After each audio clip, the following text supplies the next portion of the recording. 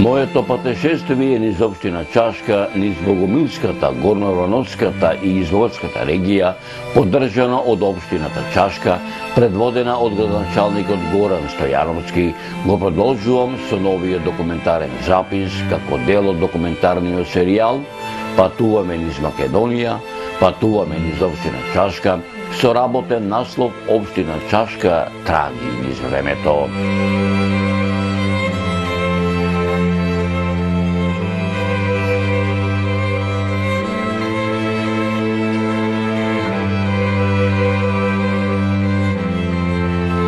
Овој пат одлучив малку подлабоко да прочепкам низ историографијата на овие три регии, чии незини траги ги оставиле неброени патописци, владетели, градители, историчари и многу други добронамерници, престојувајќи во овие простори во подалечното и поблиското минато, чија историографија одамна ја имам во мојата архива, а дел од неја ќе се обидам и вам, драги мои, да ви преточам во оваа документарна репортажа. Голем е бројот на историски збидувања кои се случиле на овие простори, а исто така голем е бројот на личности пред се во периодот по Илинденското востание, двете балкански војни, Првата и Втората светска војна, за време на Народно-ослободителната војна, како и денешниот период, кои се нераскинлив дел од територијата на македонскиот народ, од парчево земја која од памтивека се нарекува Македонија. Во првата деценија на 20 век, иако се гледа крајот на отоманското владење во овие регии, како низ Македонија, така и низ овие регии минувале разне мишари од соседните балкански држави Србија и Бугарија. Како резултат на сето ова, на територијата на Богомилската, Горноровановската и Изловецката регија се развило српското четничко движење, како и контрачетничкото движење, предводено не само од бугарскиот двор, туку и од бугарската екзархија. Воедно биле формирани вооружени српски и бугарски чети и контрачети во кои било насилно вклучено и македонското население од овие простори.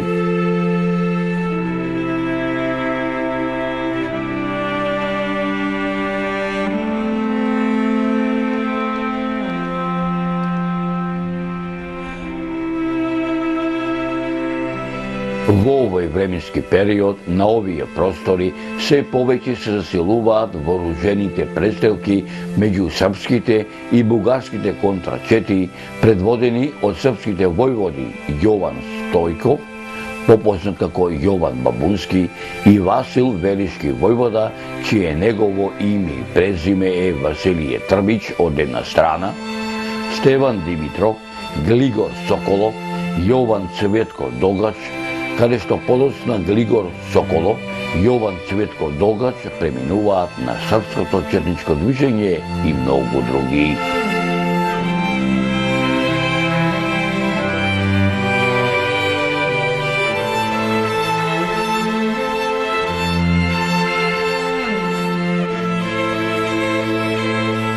Почитувани мои, во продолжение на оваа репортажа ќе се обидам да ви пренесам дел од историографијата со која располагам за овие личности, кои сепак се дел од историјата на македонскиот народ.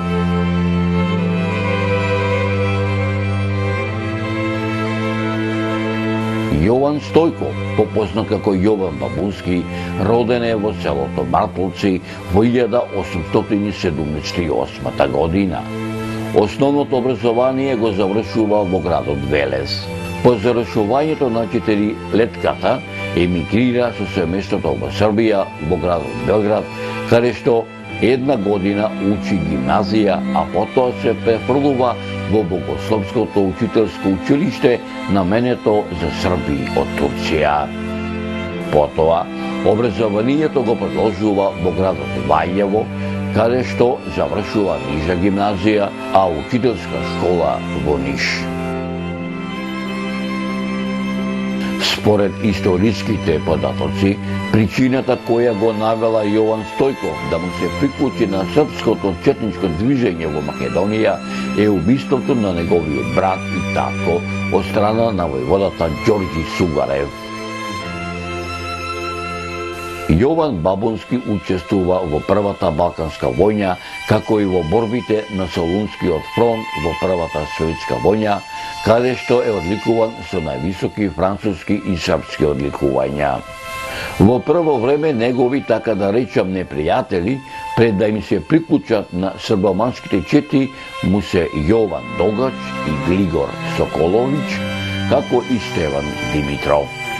Јован Бабунски својот живот го завршува во 1920 година.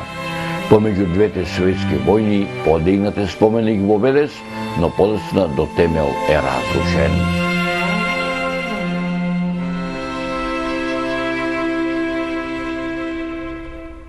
Василije Трбич е по потекло од Славонија. Тој е роден во селото Бело Брдо во непосредна близина на градот Осијек во 1881 година. Своето образование го започнал во родното село, а го продолжил во Србија. Во 1902 година заминал за Света Гора во Хиландарскиот манастир со намера да се замонаши, но по убиството од негова страна на еден грчки монах заминува за Ваљево, каде што по препорака на Жика Рафајлович Трбич се вклучува во српското четничко движење во Македонија. Бил мощен, строг и суров човек. Учествува во Првата Балканска војна. Во македонската историја е познат како командант на така наречениот Вардарски одред. За време на Првата светска војна, 6 месеци под бугарска окупација вршел разузнавачки акции во Македонија, пошто бил откриен од Стефан Петков Сиркето, началникот на воено-полициската секција во Велес, и принуден да пребега во Солун.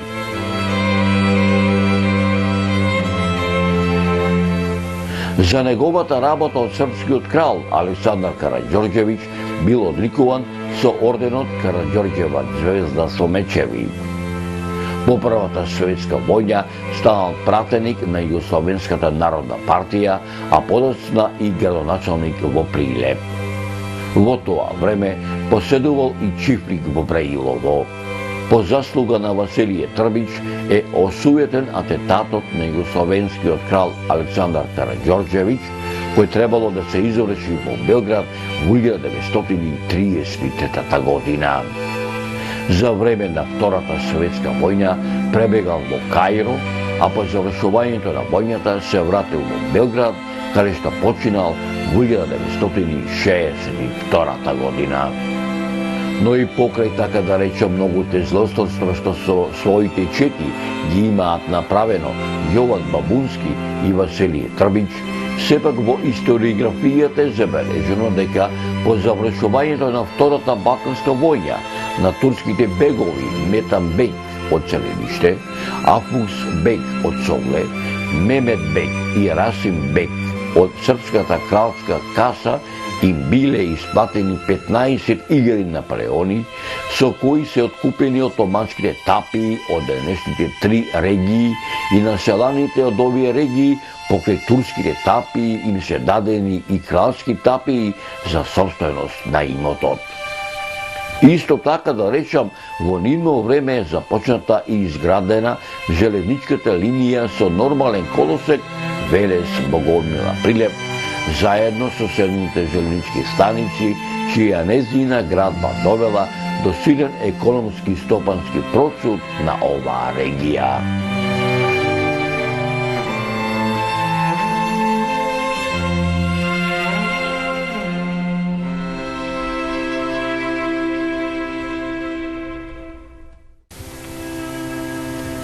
Додека пак Глигор Соколов Лјамев, најпрвин бил деец на македонското револуционерно движење, учествувал во Мелничкото востание на Македонскиот комитет. Роден е на 17 јануари 1870 година во прилепското село Небрегово. На 11. мај 1903 година, подкажан од врховистите, турците го убиваат татко му, кој бил член на револуционерната организација. Истата година, при враќањето со својата чета од Пенинска Македонија, повторно предаден од врховистите, го преживува атентатот и заедно со неговата чета заминува за Србија во Белград, каде што од страна на Милорад Гоќевац бил вклучен во Српски комитет на четничката акција, со што официјално се ставил во служба на српската пропагандна машинерија на тлото на Македонија, посебно во Богомилската и Изворската регија.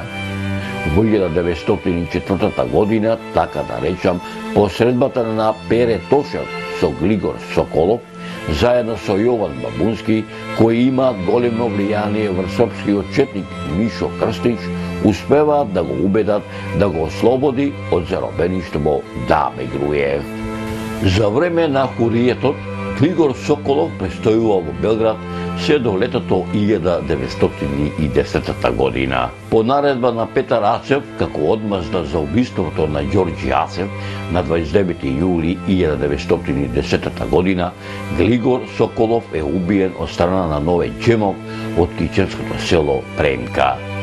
Глигор Соколов Јамчев му е чичко од прв братучет на македонскиот писател, поет, книжевен преведувач, лингвистички изучувач и кодификатор на македонскиот јазик Блаже Конески.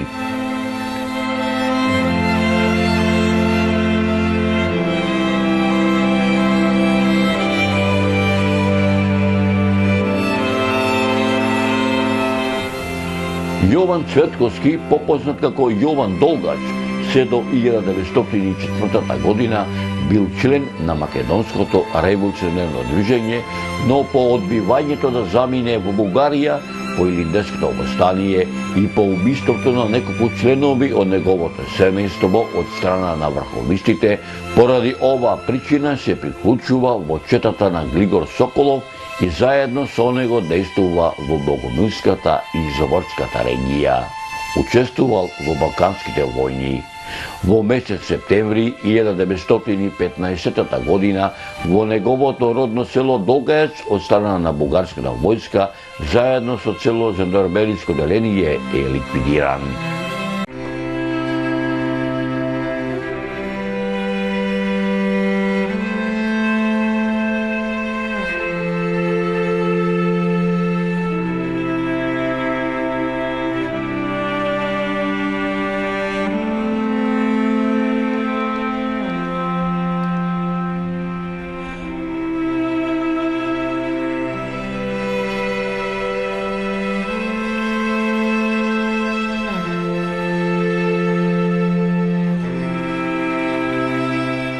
Познатиот македонски револуционер Стефан Димитров, познат како Вардарски, во историографијата со која располагам за него, многумина го сметаат за контрачетник во Богомилското и Изворската регија.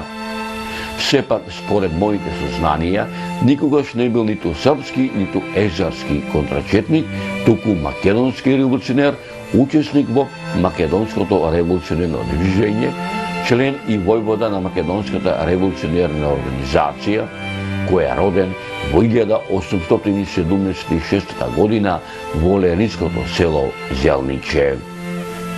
Во месец мај 1901 година, за време на Солунската афера, бил уапсен од турската власт и осуден на 7 години затвор во Подрумкале, каде што по Илинденското восстание е амнистиран.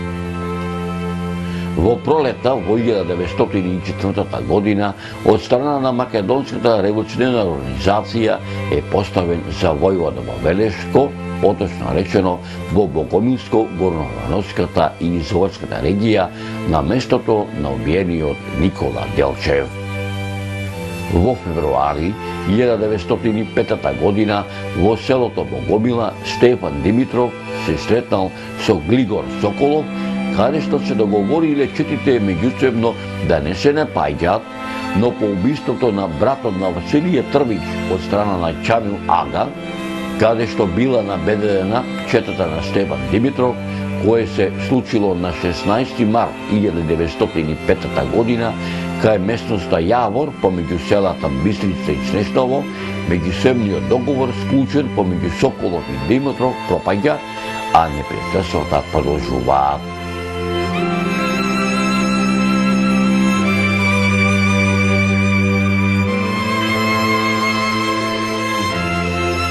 Овие неколку мина историски личности кои се нераскрили дел од историјата на македонскиот народ, за некои се србомани, за други бугарофили, народот ги опеал во познатата песна Српска ми труба затруби, посветено на крвавата борба која се случила на 15 април во 1905 година во Изигорската регија.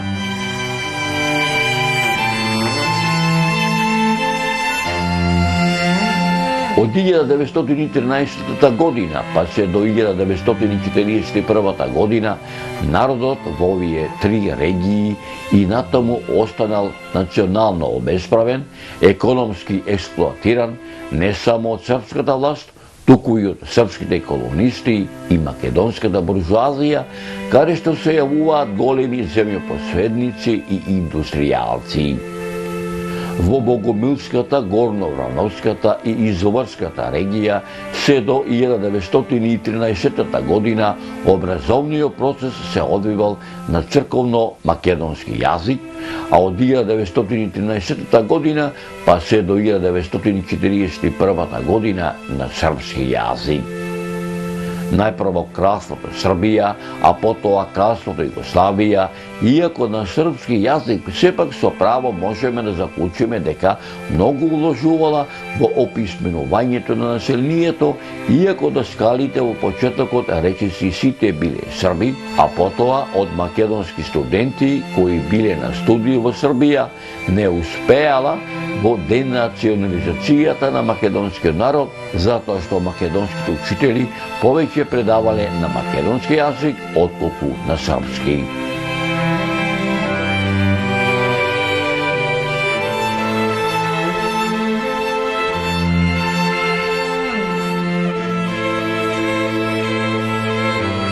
Еден од многумината кои дозволил во училиштата да се предава на македонски јазик бил и синот на Василије Трбич, Војче Трбич, чија негова жена Сава била македонка, родом од поречкото село Равне.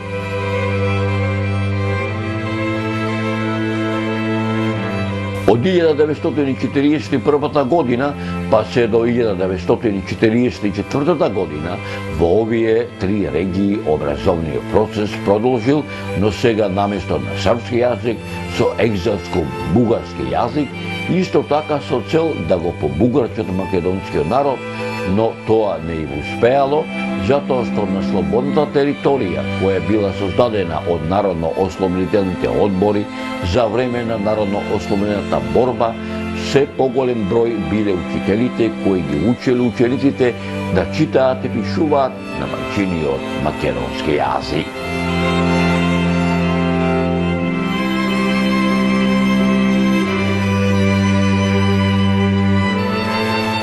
За време на фашистичката германско-бугарска окупација на овие регии, со цел да се разбие духот на македонскиот народ и неговиот стремеж за национална слобода и независна македонска држава, и покрај небројните зверски убиства врз недолжното население, иако на овие простори действувало четничкото движење Равна гора, предводена од синот на Василије Трбич, Војче Трбич, на 6 септември 1942 година во селото Ропотово, заедно со Светозар Букмановиќ Темпо, ја подпишуваа спогодбата во која стоел и параграф не само за меѓусебно ненапаѓање, дури и меѓусебна соработка против германско-бугарските фашистички балистички сили, која спогодба се почитувала се до крајот на 1944 година, кога четите од четничкото движење Равна Гора влегуваат во составот на партизанските одреди на Југославија, со само еден, така да речам, убиен партизан, кој иако ранет бил засолнат кај едно семејство во селото Крапа, а откако закрепнал, се обидел да ја обљуби ќерката единица на домајчинот кој се грижел за него, а овој не само што го заклал и го искасапил неговото тело, туку го фрлил во Крапскиот пропаст, а откако сам се пријавил ка Војче Трбич, сепак овој го известил Џенко Џенковски, партискиот секретар на Комунистичката партија на Македонија, за областа Долнени, родом во селото Ропотово. Исто така, во селските гробишта се наоѓа и спомен костурницата од поднатите борци во 1942 година кои што погинаа за слобода на Македонија, а меѓу тие се следниве: Ристо, Милан, Тоде, Петре Тодоровски, Петре Стефановски, Шефки, Веле, Тоде, Ванче, Игно, Коста, Темелко, Тане, Борис, Ризо. Сите овие погинати борци се од областа Азот, од селата во областа Азот.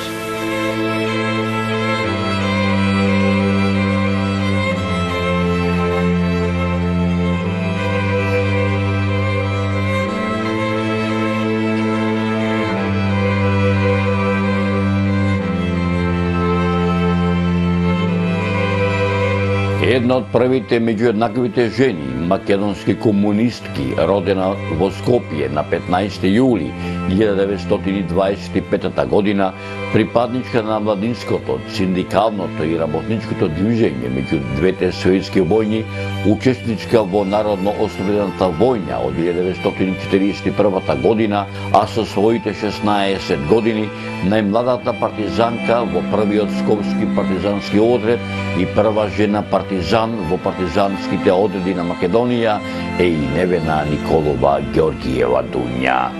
Таа действувала и во Богомилско, Горно-Врановската и Изворската регија, а во втората половина на септември 1942 година станува борец на Велешкиот партизански одред Димитар Влахов.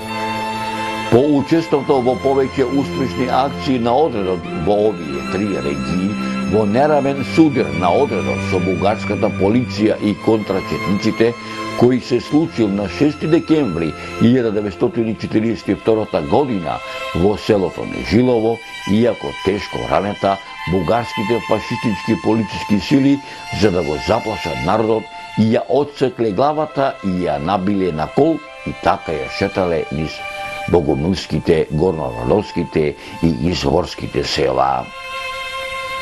Во чест на Невена Георгиева, народот од оваа регија испеал многу песни, а меѓу најпознатите се "Пуста останала таја контрачета" и "Пополе одат аргати", чија моја скромност и маленкост во областа на поезијата ќе се обидам да ви отпеа дел од оваа песна во продолжение на овој документарен запис.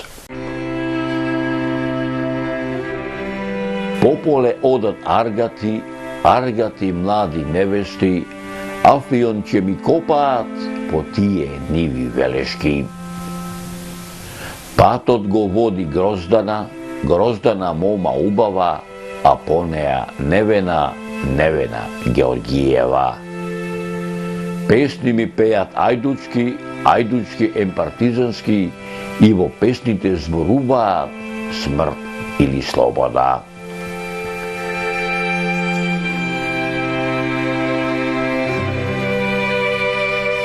Почитувани мои, оваа репортажа со работен наслов "Траги низ времето во општина Чашка" не би била целосна ако дел од приказната не ви ја пренесам во продолжение на оваа репортажа, што ми ја раскажаа моите соселани од селото Долно Јаболчиште за зверствата што ги направил бугарскиот фашистички окупатор во ова село, чиј настан се случил на 24 мај 1942 година. Бугарите најпрвен влегоја во куќата на Асим Љатифов, барајчија партизанката Розина Ружабак. Партизанката не ја најдоа. Асим Љатифов, заедно со неколкумината партизани, ја сокри во пештерите високо над селото. Целото семејство бугарите му го убија. Покрај Асима, ја убија неговата ќерка, партизанката Битула Мустафова, незиното 6-годишно синче Беџет Мустафов, неговиот син Изет, ги убија и Јусуфа Мамудов, Расима Абазов, Абаза Мамудова и Девера Исафова, ми раскажа моите соселани од селото Долно Јаболчиште.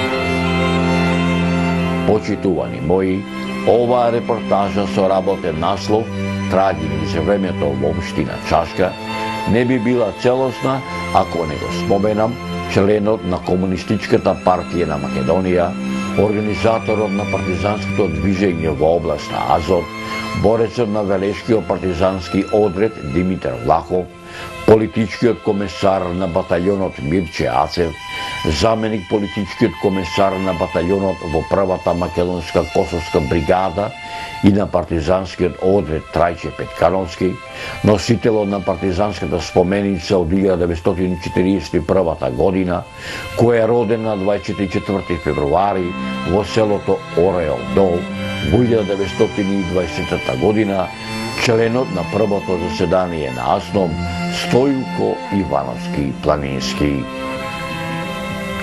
Почитувани мои, оваа репортажа со работен наслов "Трагини за времето во општина Чашка" не би била целосна ако не го споменам и македонскиот комунист, учесник во Народно-ослободителната војна Васил Андревски Дрен, родом од селото Морани на 28 октомври 1904 година. По неуспешниот обид да се приклучи на Прилепскиот партизански одред, заедно со 27 комунисти од страна на германско-бугарските фашисти, Антевски на 27 април 1942 година е изведен пред судот во Скопје, каде што на 9 мај истата година е осуден на смрт со бесење. Откако поминува уште 3 месеци во скопскиот затвор, на 15 август, заедно со комунистите, Периша Сављевиќ, Љубомир Лековиќ и Чедомир Миренковиќ е префрлен во затворот во Софија, каде е убиен. Народот и овој пат овој македонски херој го опеал во песната "Од Софија жален глас се слуша", додека пак македонскиот писател Димитар Солев во 1980 година го издаде романот "Дрен" со биографска содржина посветен на Васил Антевски, каде што хронолошки е опфатен и раскажан неговиот цел живот.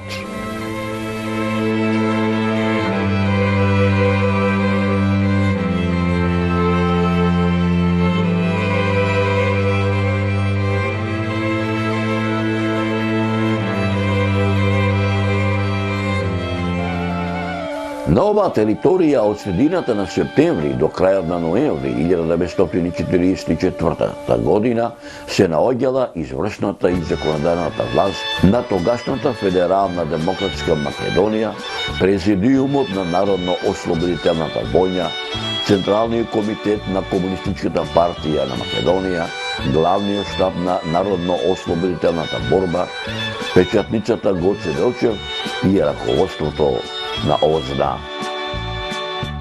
Горно Врановци било одбрано за дом на тогашната македонска влада, оти се наоѓало близу Велес и Скопје било на слободна територија.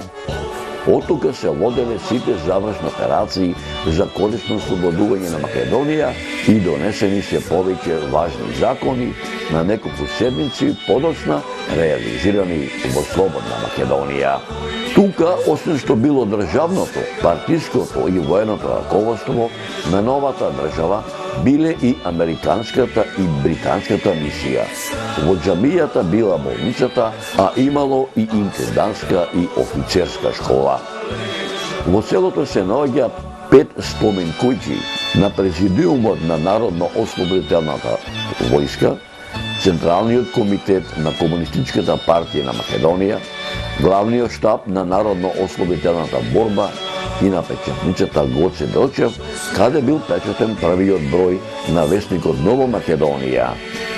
4 спомен куќи кои се во интеграции на Народниот музеј се отворени за посетителите, освен 5-та спомен куќата на раководството на ОЗНА и која со години е затворена за јавноста.